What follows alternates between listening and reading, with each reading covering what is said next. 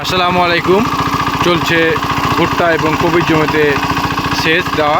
তো দেখতে পাচ্ছেন যে আমরা সেচ দিচ্ছি।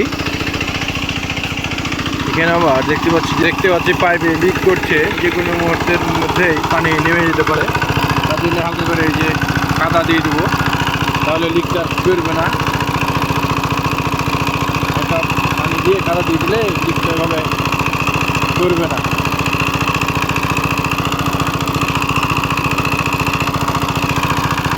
দেখা যাক আর কতটুকু আছে সেচ দিতে।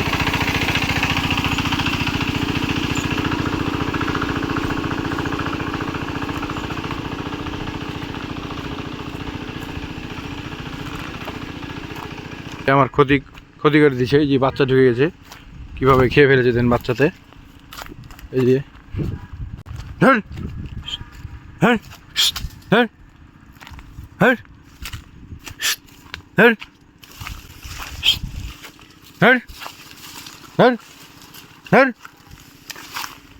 এই যে দুইটা বাচ্চাতে ব্যাপক পরিমাণে খেয়ে ফেলেছে আমার কপি।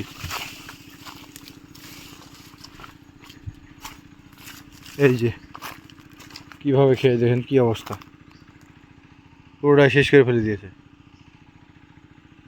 বাচ্চাতে এভাবে ঢুকে যায় খেয়ে দিচ্ছে।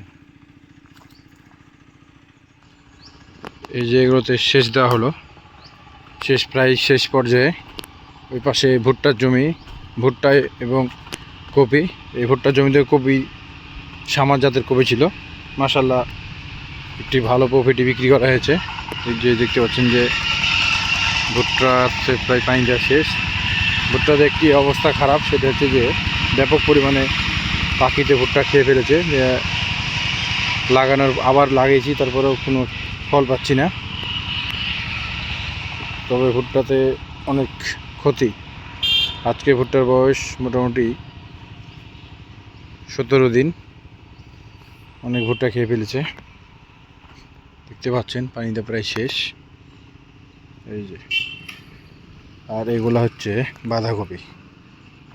মাশাআল্লাহ ভালোই আছে, দেখতে অনেক ভালো লাগছে, কিন্তু ওই পাশে খেয়ে ফেলেছে ব্যাপক পরিমাণে।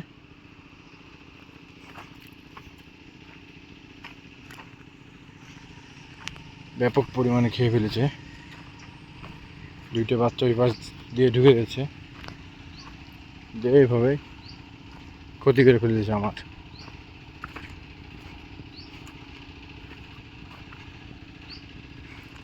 এই যে কতগুলা খেয়ে ফেলেছে, একেবারে শেষ করে ফেলেছে গোটাটাই।